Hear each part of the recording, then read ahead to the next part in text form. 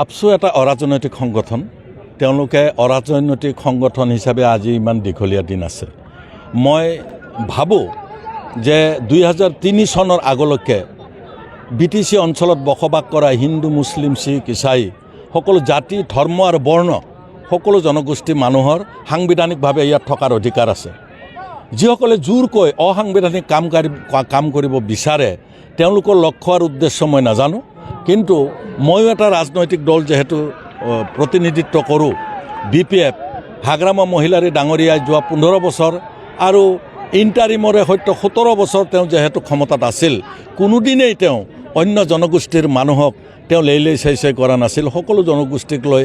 আগবাঢ়ি যোৱাৰ তেওঁ সিদ্ধান্ত গ্ৰহণ কৰিছিল মই ভাবোঁ ইয়াত থকা যিবিলাক সংগঠন আছে তেওঁলোকেও হয়